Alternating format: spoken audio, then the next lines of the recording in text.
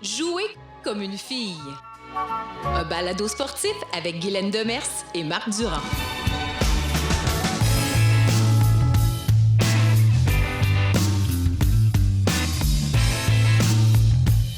Je l'ai rencontré, je ne sais plus où. Ah oui, je me rappelle, c'était au Jeux de Paname en 2015 à Toronto. Un train qui venait d'écraser les Américaines en grande finale. Au hockey, on dirait qu'elle a eu un tour du chapeau. D'ailleurs, je me rappelle d'une entrevue où tu avais un chapeau de cowboy. Je parle de Karen Paquin. Hein? J'aimais déjà le rugby à 7, mais là, vraiment, j'ai eu un coup de foudre. Puis le coup de foudre, c'est un petit peu à cause d'elle, Karen Paquin. L'une des meilleures joueuses de rugby au monde. Elle a remporté plusieurs distinctions internationales, dont une médaille olympique à Rio. Ça a été vraiment un coup de foudre encore une fois, parce que non seulement j'ai assisté à la demi-finale, mais je suis retourné pour la finale. C'était mon souhait. Hein? J'avais dit au patron, il faut que je sois là aussi pour la finale, pour la médaille de bronze, bien sûr. Et avec son copain dans les gradins, c'était vraiment intéressant. Les Canadiens derrière. Et Clara Hughes, qui était là aussi, Clara Hughes, la grande Clara Hughes, qui venait de découvrir un sport extraordinaire. Écoute, elle avait les yeux grands de même pour voir ce match que les Canadiens avaient gagné, bien sûr. Mais aussi, Karen Paquin a mené des combats hors du terrain pour faire respecter la place des femmes dans ce sport. Identifié d'abord aux hommes, aux toughs. Jouer comme une fille, c'est jouer avec intensité, avec et sans le ballon.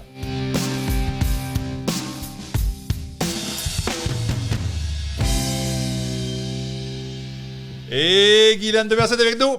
Bonjour Guylaine. Salut Marc. Guylaine, professeur titulaire, écoute, toutes les caractéristiques d'une grande gagnante, d'une grande battante qui, depuis 20-25 ans, défend la cause des femmes dans le monde du sport, autant sur le terrain que hors du terrain.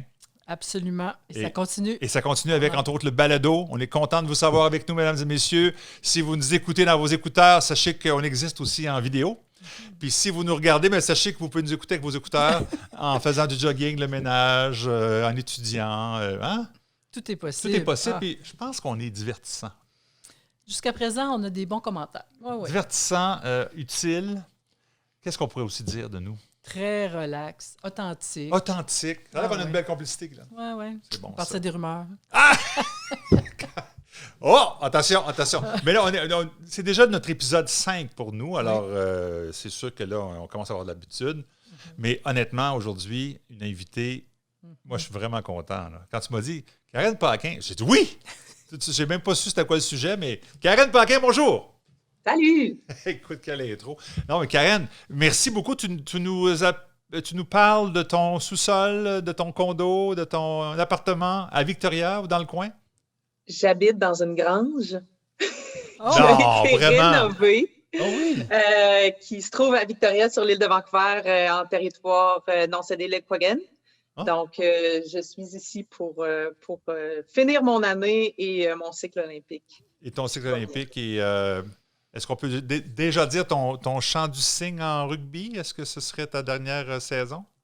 Ben, ça risque d'être ma dernière saison internationale, à 7, mais ouais. je ne vais pas prendre cette décision-là avant d'être arrivée au bout.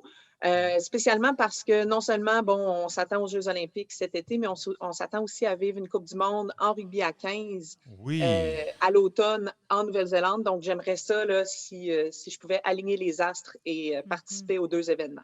Et ça, c'est un combat que Karen a mené, entre autres, après les Jeux olympiques de Rio. Hein, tu voulais faire le 15, mais l'argent n'était pas là. C'était compliqué, ça, cette étape-là, hein, dans ta carrière. Hein?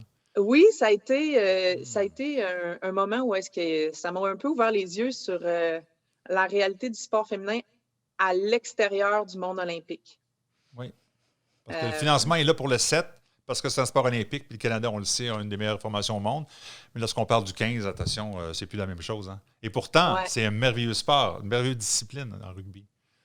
Puis une discipline qui est présente partout au pays, surtout. Là, on parle d'un sport qui est assez répandu au Québec et au Canada. Donc, la discipline de rugby à 15, qui est peut-être la discipline mère ou en tout cas le sport le plus pur dans le monde du rugby. Là. Oui. Donc, c'est quand même spécial de voir la différence entre les deux, surtout au niveau féminin. Au niveau masculin, évidemment, ils n'ont pas trop de problèmes de financement. Mais c'est ça. Ouais, on va d'ailleurs y revenir de façon plus... On peut même en parler tout de suite. C'est vraiment le cas? Il y a une différence importante chez les hommes et chez les femmes au niveau du financement? Ah, c'est drastique. Parce que, en fait, l'entité mère du rugby au monde, qui s'appelle World Rugby, qui est un peu l'équivalent de la FIFA pour le soccer, finance, en fait, le sport, finance les fédérations selon leur rang mondial au niveau du 15 masculin. Seulement et uniquement. Et leur financement est dirigé vers le 15. Donc, on a du financement qui arrive pour les gars à 15. On a du financement qui arrive pour les académies des gars à 15, les U20 à 15. Mais les femmes, même si on est 2 3e au monde, 0 pin bar, pas une scène. Quand on est passé en finale en 2014, il n'y a eu aucun financement qui est arrivé de ça, même si on réussit à remplir un stade puis à vider le bord du stade aussi 2 fois plutôt qu'une dans la même journée. Mais apparemment, il n'y a pas d'argent qui a été fait. Ben voyons donc. Oui. Hey, Maï. Ça commence raide, ce podcast-là? Ça commencerait raide. En fait, là, j'ai un paquet de questions qui montent. Des sous-questions? Oui, c'est ça, un paquet de sous-questions. Mais dans le fond, 2 questions. La première, c'est pourquoi tu t'obstines à rester là? Peut-être une question qui précède, c'est qu'est-ce qui a fait initialement que tu as décidé de choisir le rugby? Comment tu t'es ramassé là? Ben moi, c'est pas moi qui ai choisi le rugby, c'est le rugby qui m'a choisi. Ah, okay. C'est beau. Non, mais c'est beau, c'est cute, là. C'est quétaine un peu comme façon de le dire, mais étant une fille intense, étant une fille agressive, il fallait que je me retrouve dans une activité où est-ce que ces qualités... En fait, ces qualités-là existaient sous forme de qualité, que ça ne devenait pas des défauts. Exact. Donc, le rugby, ça a été un endroit où est-ce que je pouvais justement être moi-même, puis que là, ben, ça apportait beaucoup à l'équipe. Tu apportes les mêmes qualités dans d'autres sports. Des fois, ça fonctionne moins. Ouais, je te verrais moins comme cavalière en concours équestre. C'est drôle. C'est ça. Moi, la grâce et la finesse, c'est pas nécessairement mes forces. Mais c'est vrai que t'es intense, là. C'est drôle parce que je lisais sur le site du Comité olympique canadien, son mot d'ordre est « On joue mieux avec le sourire ». Je t'ai jamais vu sourire sur un terrain de rugby. T'as toujours les yeux, là, comme Maurice Richard, là. Là, elle court, puis elle fait beaucoup d'essais. Et des essais, pour les gens qui ne savent pas, c'est comme des touchés, mettons. Ouais. Voilà. C'est ça. Mais non, pour vrai, on joue mieux avec le sourire parce que je pense qu'au courant de ma carrière, j'ai quand même réalisé à quel point avoir du plaisir, c'est important. Puis pas juste dans la victoire, pas juste dans les moments où est-ce qu'on voit là, à l'écran quand on joue dans des matchs internationaux et tout ça, mais aussi quand on s'entraîne, vraiment prendre plaisir dans les petits moments. C'est nécessaire. C'est plus qu'important, c'est nécessaire. Donc, tu as commencé vers l'âge de 14 ans, c'est bien ça, hein, c'est ça? Oui, j'ai commencé à 14 ans. C'est mon entraîneur de volleyball qui m'a dirigé vers le rugby en disant « Je pense que tu vas aimer ça ». Il ne s'était pas trompé. Plaquer des filles au volleyball, ça non plus, c'est pas recommandé. Bien, par chance, le volleyball, je me suis rendu compte que c'est quand même un sport qui est très, très intense. Oui. Puis, parce que, bon, tu as besoin de toute ton explosivité, mais la réalité, c'est que tu as un filet entre les deux équipes. Même pour moi, c'était parfait. Parce que tu me mets au basket, au soccer, là, ça ne marchait pas. J'étais tout le temps... c'est ça. J'aime beaucoup ta franchise. Oui, c'est ça. Absolument. Ouais. Et puis, en fait, une des questions que je me posais, c'est que, tu sais, le rugby, tu en as parlé, il t'a choisi à cause des qualités vraiment qui te décrivent comme athlète, intense, agressive, très physique. Puis habituellement, ces qualités-là, c'est pas nécessairement ce qui va attirer les filles vers une activité sportive. Il y a encore un certain nombre de filles qui vont se sentir plus intimidées. Puis je voulais savoir, qu'est-ce que tu aurais à dire aux filles qui nous écoutent, les adolescentes peut-être, qui hésitent à choisir ce sport-là en disant « c'est bien trop physique, c'est trop agressif, si je m'entraîne, je vais avoir bien trop des gros muscles, tu sais, cette peur d'être hyper masculine, de devenir très masculine. Qu'est-ce que tu aurais le goût de leur dire à ces adolescentes-là? Bien, premièrement, je pense que surtout au niveau de l'adolescence, tu sais, c'est une grosse question, là. Qu'est-ce que tu dis à ces filles-là? Je pense qu'il faut la mettre en contexte parce que au niveau de l'adolescence, tu apprends un peu t'es qui. T'apprends t'es qui, puis tu apprends à t'accepter. Mhm. Fait que moi, c'est pas pour dire qu'il faut que tu sois agressive, mais si tu as un bout d'agressivité en dedans de toi, il existe, puis genre, accepte-le, puis fais-en quelque chose de beau. Puis je pense que il y a beaucoup, en fait, il y a beaucoup de filles qui voudraient jouer au rugby, mais qui ne le savent pas. Euh, Puis je pense que c'est plus à ces filles-là que ça s'adresse parce que, v'là 10 ans, on l'entendait, là. OK, je veux pas avoir trop de muscles, je veux pas aller dans le gym, là. Mais honnêtement, là, avant que les muscles te poussent, là, ces épaules, là, il va falloir que tu y mettes du temps et de l'effort. Tu sais, ça vient pas tout seul. Mais par contre, si la réalité est que ton corps, il est fait grand, il est fait fort, il veut se développer, bien, je pense que de s'enligner vers un sport comme le rugby, c'est un endroit où est-ce que tu peux devenir à l'aise avec toi-même. Puis moi, c'est peut-être plus ça, c'est de dire à ces filles-là d'accepter qui elles sont vraiment, puis de trouver un endroit où est-ce qu'elles vont se sentir bien. Puis pour ça, ben moi, c'est sûr que je prêche pour ma paroisse, mais le rugby, c'est bien parce que ça accepte tout le monde. Peu importe t'as l'air de quoi, peu importe tu es qui, peu importe c'est quoi tes qualités, autant physiques que mentales. Là. Moi, je dis, j'ai pas de finesse, là, mais on m'a mis dans une position où est-ce que j'ai pas nécessairement besoin d'avoir trop de finesse. Mais quelqu'un qui a de la dextérité, il va avoir d'autres positions sur le terrain pour... C'est ce que j'allais dire un peu, Karen. C'est pas vrai que c'est juste identifié aux femmes tough et musclées, là. Je veux dire, le rugby, c'est un peu comme le football nord-américain. Il y a des positions pour tout le monde. Il y a des joueurs de plus de finesse, peut-être plus rapides, qui ne sont pas nécessairement celles qui vont se battre pour le ballon au sol. Je sais pas. Exactement. Oui, Puis, tu sais, il y a vraiment de la place pour tout le monde. oui. Puis la réalité du rugby, c'est qu'on veut accepter, on veut que tout le monde se sente bien, on veut accepter tout le monde. Il faut que tout le monde soit capable de jouer, même si tu n'es pas vraiment bon ou bonne, ben on va essayer de te trouver un petit temps sur le terrain parce qu'on veut que tu fasses partie de la famille. Ouais. Fait que pour moi, tu sais, oui, il y a des filles qui ont de la misère à s'accepter pour des qualités physiques ou parce qu'ils ne se retrouvent pas nécessairement dans ce sport-là. Mais c'est surtout pour celles qui le sont puis qui n'ont pas encore trouvé où être bien, ben peut-être que c'est des sports comme ça. Puis l'autre chose que je voulais dire, c'est que quand moi j'ai commencé à faire du rugby, c'était une des premières années où est-ce que l'équipe existait à mon école secondaire, pardon. OK. Oui. Puis ça a été le penchant du football parce que les filles, on n'était pas les bienvenues nécessairement dans l'équipe de football, puis pas parce que les entraîneurs ou les professeurs, mais juste à cause de la société, puis des stéréotypes, puis des normes qu'on n'était pas habitués. Moi, j'ai pensé à vouloir jouer au football, puis je suis jamais allée. Mais quand le rugby est arrivé, ça m'a ouvert une porte. Ouais. Puis je pense que c'est peut-être plus ça qui est une réalité, qu'il y en a des filles qui ont le goût d'être agressives, mais il n'y a rien qui s'offre à eux. Puis là, ben, avec le rugby, le hockey, dans une certaine limite, le soccer, on a des sports qui sont un peu plus... Intense. sont un peu plus physiques. Puis ça, pour ça, ben, je pense que c'est important de l'offrir à ces filles-là. Je trouve ça intéressant parce que, en fait, on est encore quand même dans une société qui est très stéréotypée. Hein? Qu'est-ce qui est féminin, qu'est-ce qui est masculin, qu'est-ce qui est attendu des filles, qu'est-ce qui est attendu des garçons. Et d'avoir l'opportunité, en fait, de pratiquer ou d'avoir des sports qui font, en fait, peut-être pas de façon explicite, mais la promotion de la diversité des corps, de la diversité, c'est ça, là, des habiletés.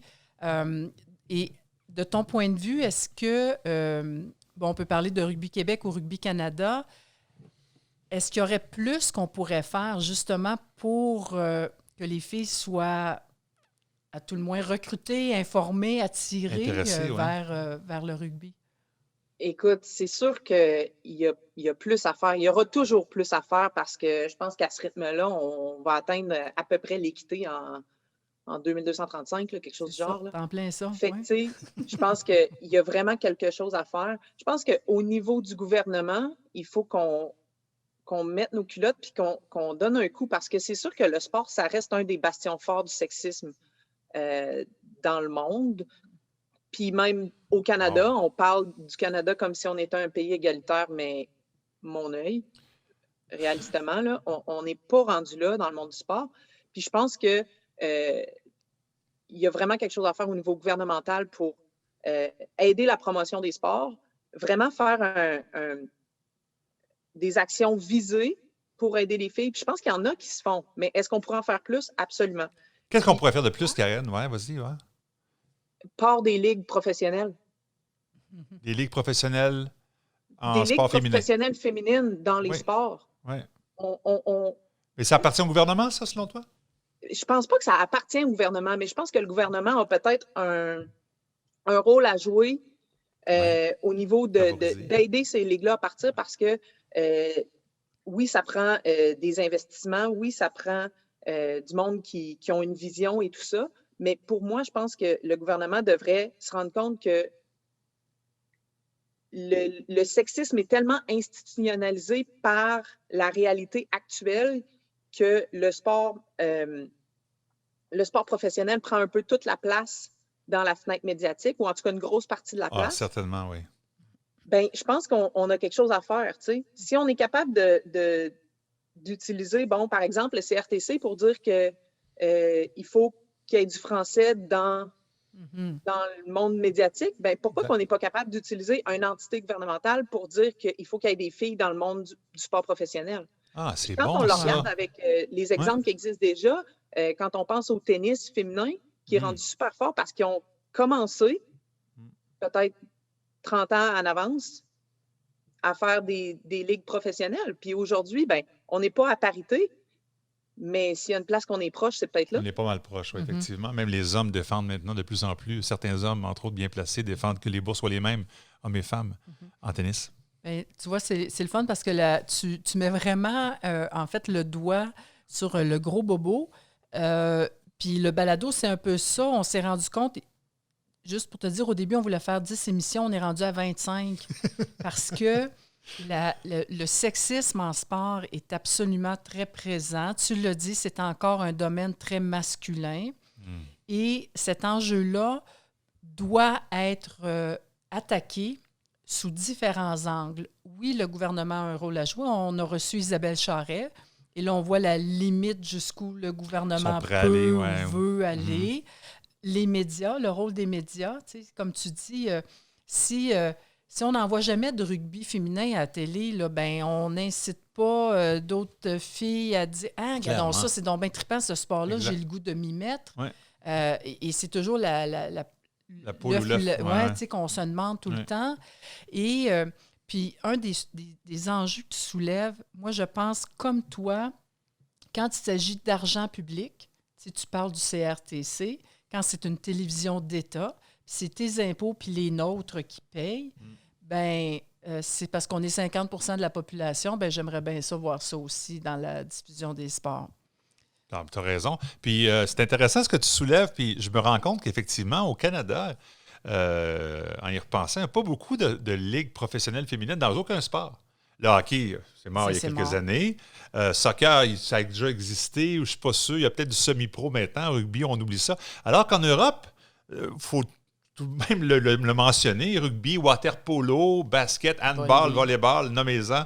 Ils ont des équipes professionnelles sportives qui existent, qui coexistent avec les hommes. Pourquoi on ne pourrait pas faire ça au Canada? Ben pourquoi pas? Pourquoi pas? La population pas assez grande, pourquoi la volonté? Pourquoi qu'on ne fait pas ça?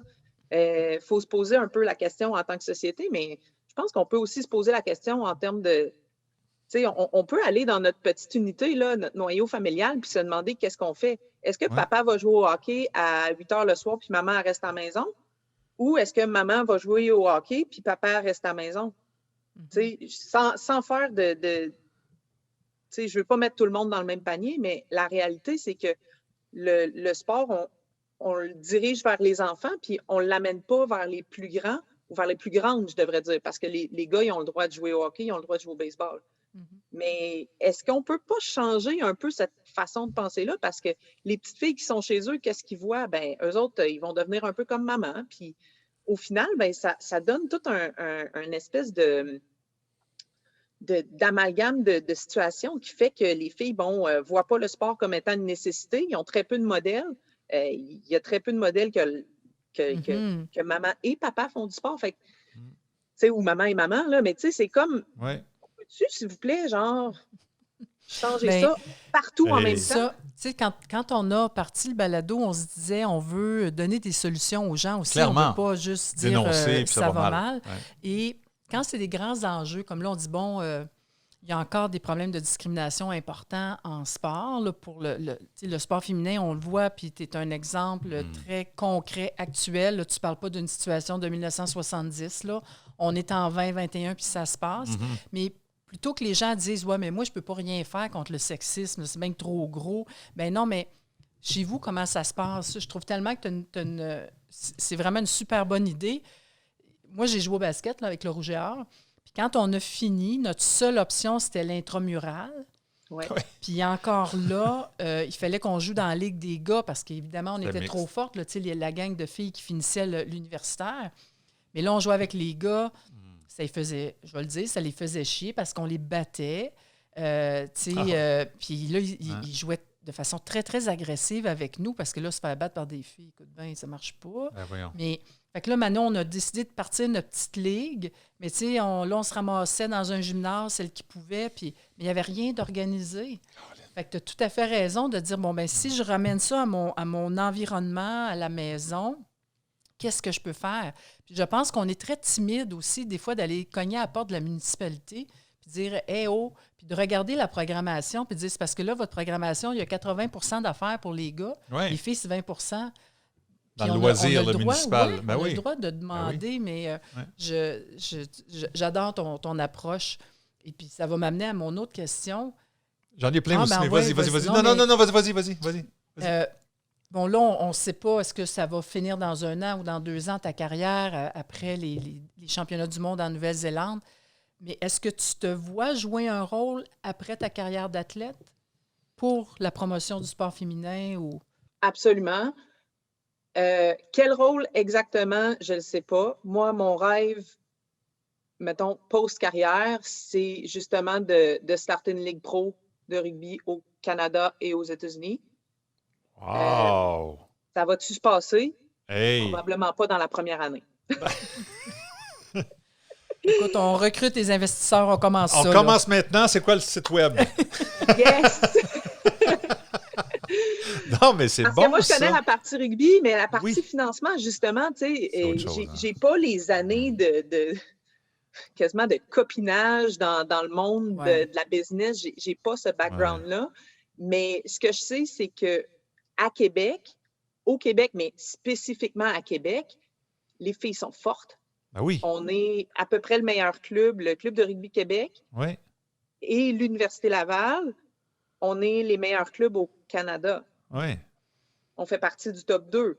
Fait que pourquoi pas partir une ligue où est-ce que ces filles-là ont la capacité, ces femmes-là, je devrais dire, ont la capacité de jouer puis de continuer leur rêve. Parce que pour l'instant, ce qu'on est en train de voir avec le COVID, c'est que là, nos filles, ils s'expatrient, ils s'en vont toutes en France, en Angleterre pour jouer. Là, ils découvrent un peu la réalité du professionnalisme. Si ces filles-là ne reviennent pas, qu'est-ce que notre rugby va faire? On va dropper, on va continuer à descendre dans les rankings. Puis je pense qu'on a tellement de potentiel que si on ne le garde pas ici, puis en allant chercher évidemment d'autres joueuses là, au niveau mondial, mais il y a quelque chose de beau à faire. Hey Karen, tu as l'air en feu, là. Mais non, mais c'est vrai. Ben, elle est toujours en feu.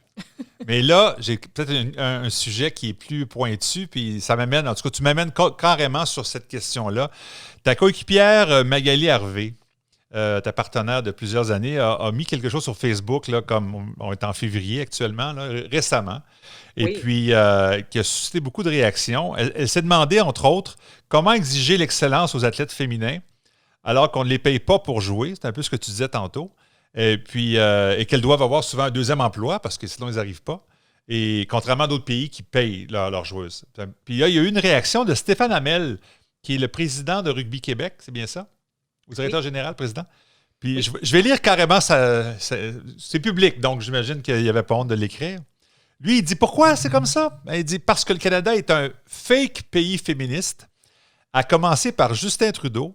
Je me souviens d'une rencontre que j'ai pu obtenir avec le ministère des Sports canadien pour justement exposer la situation et l'injustice que vivent nos athlètes féminines.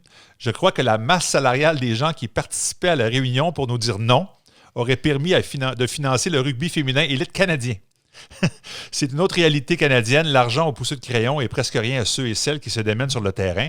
Et toi, tu as répliqué quelque chose comme ouais, on a perdu un bel après-midi ce jour-là. C'est quoi cette histoire-là?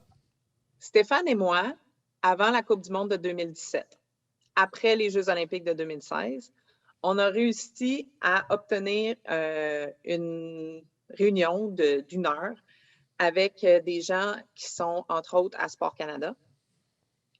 Puis nous, ce qu'on cherchait, c'était une façon d'élargir les brevets, donc qu'on appelle souvent le carding, pour l'équipe féminine de rugby à 15. Ouais.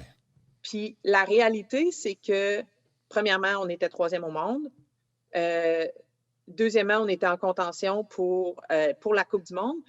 Puis la réalité, c'est que les gars ont accès au rugby professionnel partout dans le monde. OK, ouais, d'accord. Puis pour nous, il n'y a rien pour nous supporter. Mais tout le monde est tout le temps là quand ça va bien, puis quand on gagne des médailles. « Ah, vous êtes bonnes les filles, good job, vous avez fait ça » avec rien. Mm-hmm. Mais le lendemain, il n'y a jamais rien qui se fait. Puis la différence, elle n'est pas nécessairement au niveau... comment je peux dire? C'est pas juste au niveau gouvernemental. Est-ce qu'on pourrait avoir le carding autant pour les filles que pour les gars? Oui, pourquoi pas? Ben oui. Mais la réalité, c'est qu'il existe quelque chose pour les gars, puis pour les filles, il n'existe absolument rien. Fait que là, on a des filles qui, les années avant la Coupe du monde, là, les filles, ils runnent à 200% dans le sens qu'ils vont travailler à temps plein, s'entraîner à temps plein, essayer d'aller jouer dans des ligues à gauche, à droite selon les saisons. Puis après ça, ben, on vit la Coupe du monde, on réussit ou pas, mais l'année d'après, là, tout le monde pète un burn-out. Ah ouais, c'est ça. Fait que, tu sais, on a comme cette réalité-là, puis on est allé, on s'est présenté, on a essayé de présenter notre réalité, puis finalement, il n'y a absolument rien qui s'est passé. Tout ce qu'on s'est fait dire, c'est « vous n'êtes pas un sport olympique, donc vous n'existez pas ». Oh boy. Ouais. Ça fait un peu mal au cœur quand tu te fais dire ça, parce qu'on n'existe pas parce qu'on n'est pas un sport olympique. Mais par contre, il y a des clubs partout au Canada qui jouent du rugby à 15, très peu de rugby à 7, qui est un sport olympique. Le rugby à 15, c'est un sport pour tout le monde. C'est un sport qui va chercher vraiment différents types de personnes. Puis surtout du côté féminin, c'est des filles qui ne jouent pas nécessairement à d'autres sports parce qu'ils ne se retrouvent pas toujours dans d'autres sports. Fait je pense qu'on avait quand même quelque chose qui avait de l'allure puis des demandes qui étaient raisonnables.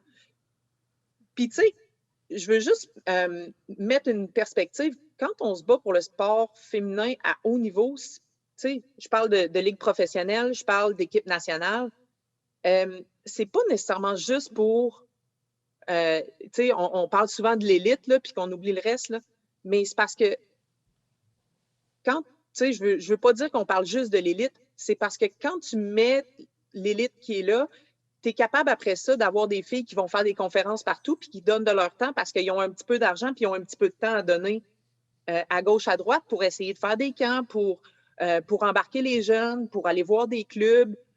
Mais si tu n'as pas ça, là, tu ne peux pas avoir les modèles que tu as besoin pour aller chercher, aller recruter plus de jeunes filles, aller montrer c'est quoi ton sport. Fait que tu sais, c'est comme, c'est un catch-22. Là, tu es pogné dans une espèce de roue qui tourne. Parce que si on regarde le programme Équipe Québec où justement on finance les athlètes, mais les athlètes vont dans les écoles, font des conférences, ils vont parler aux jeunes, puis ça a un impact. On le voit tout de suite, plus les jeunes ont accès aux athlètes de plus haut niveau, à voir ce sport-là aussi, on voit tout de suite un impact sur l'inscription des jeunes dans ces sports-là ou dans un autre sport, mais dans la pratique sportive en général. Et chez les filles, c'est encore plus important parce qu'on n'a pas d'opportunité. Tu sais, tu le disais tantôt, Tu sais, si j'ouvre la télé et je cherche du sport féminin, là, Ça va être difficile. s'il n'y a pas de tennis de Ouais. ce temps-ci, là, ben, C'est le tennis d'abord. puis peut-être un petit peu de golf, Ouais.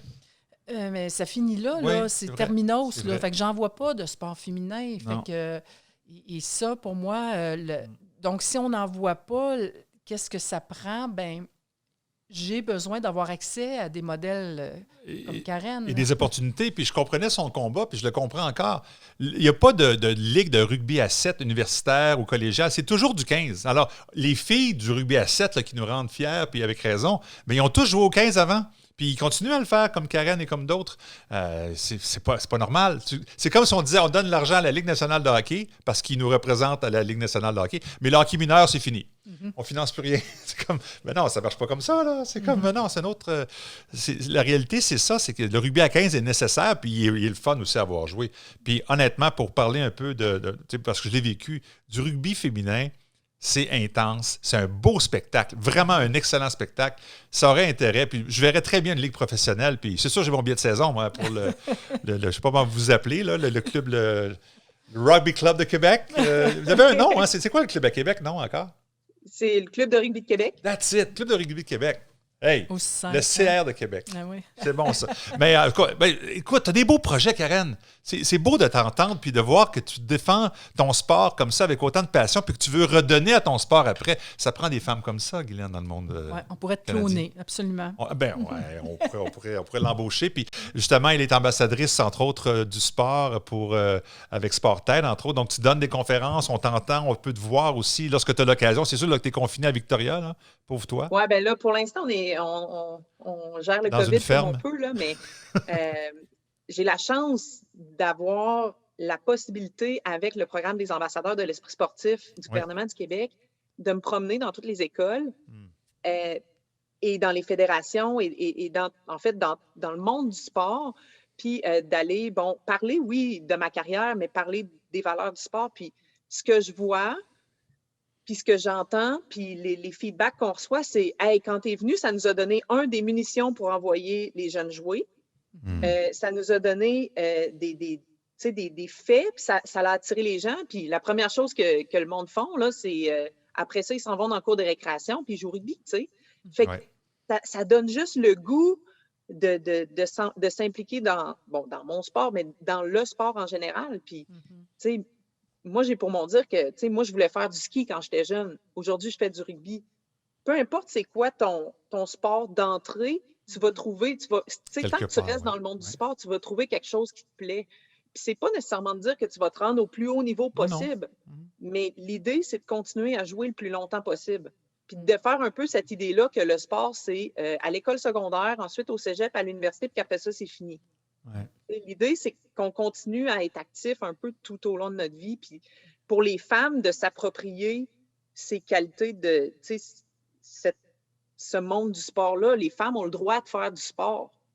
Tu as le droit d'exister dans le monde du sport. Oui, et encore, faut-il savoir que ça existe. Et justement, le rugby, une plus grande présence du rugby, ça fait que des filles qui vous voient jouer. C'est drôle, j'ai une dernière question moi, pour ma part. Je me suis toujours demandé pourquoi on ne servait pas justement des sports qui attirent beaucoup de foule pour ne pas faire des démonstrations. Par exemple, aussi, là, c'est peut-être niaiseux mon affaire, mais pourquoi avant un match de football rouge et or qui attire entre 10 et 20 000 personnes, il n'y aurait pas un match de rugby avant? Pourquoi il n'y aurait pas ce genre de situation-là? Je ne sais pas ce que tu en penses. Ben, ça serait bien trop facile. Ça serait le fun. Oui? Non? Honnêtement, là, tu sais, c'est pas si difficile que ça, là. Non, je te dis pas que c'est difficile ou facile, mais je trouve que c'est... Je sais pas, moi, je trouve... Hein? Oui. Pourquoi pas? Un match de rugby avant, alors venez une heure avant, puis vous avez le droit à un merveilleux sport. Plein de femmes qui pourraient voir ça, ils seraient inspirés, puis plein d'hommes qui verraient que c'est du sérieux. En tout cas, c'est un exemple. Des fois, c'est ça, il faut comme proposer des solutions comme ça. Ne serait-ce, hein? Pas pire, hein? Fait qu'on s'en va Tu m'engages? rencontrer... Oui. Qui? Jean-Noël? Jean-Noël. Jean-Noël. Ouais. Ou peu importe, ça peut être au Sepsum, ça peut être n'importe où, à Sherbrooke, exactement. Il y a effectivement une belle ligue de rugby au Québec et au niveau universitaire à travers le Canada. Puis les femmes ont leur place, évidemment, avec raison. Bon, ben, moi, Karen, je suis très content de notre discussion. Est-ce que tu aurais quelque chose à ajouter? Ben, je veux vous remercier. Merci d'avoir mis cette balado-là en place parce que je pense que c'est important. on parle pas assez de sport féminin, puis je pense que vous êtes vraiment une belle vitrine, puis surtout un endroit où est-ce qu'on peut jaser des solutions, puis mettre en place, planter des petites graines d'idées. Alors, c'est ça qu'on vise vraiment. Oui, clairement. Oui. Et on a besoin de modèles tellement parce que je regarde mes nièces, puis crime, ça court pas les rues. Là. Moi, c'est sûr, je les amenais voir le Rouge et Or. Là, ils étaient dans le carrosse, puis ils étaient avec moi au Rouge et Or. Là, fait qu'ils ont vu des filles, puis ils ont vu la coach féminine, parce qu'on est encore reculé. Sur 18 clubs, on a une seule femme dans le Rouge et Or en passant actuellement. C'est super. Mais bon, en tout cas, on essaie de trouver des modèles, puis je tiens encore à te remercier. Et sûrement que tu vas être sollicité de nouveau par Égal Action ou par moi. On a une conférence Femmes et Sport qui s'en vient cet été. Alors, on va te tenir au courant. Là, comme je dis souvent à des personnes, là, tu as le bras dans le tordeur. Là, c'est fait. Ça se peut qu'on te rappelle. Ça se peut qu'on te rappelle. Ça, c'est bon. Mais je te dirais que cet été, en principe, elle sera très occupée, quelque part au Japon. Ouais. On l'espère. Hein, j'imagine que tu vous entraînez comme ça tous les jours, c'est parce que vous pensez être là. Hein? Oui, on touche du bois. Là. On espère que tout se passe bien. Puis que... Vous êtes qualifiés, vous avez une médaille à défendre et peut-être une médaille d'or à gagner aussi. L'idéal, ça serait d'upgrader la médaille, mais je dirais chaque Olympique est son propre cycle. Donc là, le travail est tout à refaire. C'est bon. Et la Coupe du Monde à 15. Donc, une année très occupée pour Karen Paquin. On te souhaite la meilleure des chances. Merci infiniment d'avoir participé au balado. Très apprécié. Vraiment. Merci à vous autres. Excellent. Écoute, nous, c'est presque le mot de la fin. Tout à fait. Guylaine, Conversation 2021, c'est en ligne et on peut naturellement s'inscrire. Et c'est un événement important en juin à Québec, mais qui est disponible pour la planète. Ah, la planète. Vu que c'est virtuel, évidemment, dans les circonstances. Alors, pour un petit 75 $, venez passer une journée le 8 juin, puis on va brasser les affaires. Avec des solutions, des personnalités. Juste sur les solutions. Ça, c'est bien ça. Et bien sûr, tous les détails aussi sur le site web, mais également sur Égal Action, où on a, entre autres, plein d'informations sur la présence des femmes dans le sport, sur le terrain et hors du terrain. Alors, merci beaucoup, Karen Paquin. Vous écoutez Jouer comme une fille. Si vous l'écoutez dans vos écouteurs, c'est en vidéo, bien sûr. Partagez la bonne information et on a au plaisir de vous revoir pour un autre balado. Merci beaucoup, Guylaine Demers. Au plaisir. Au revoir.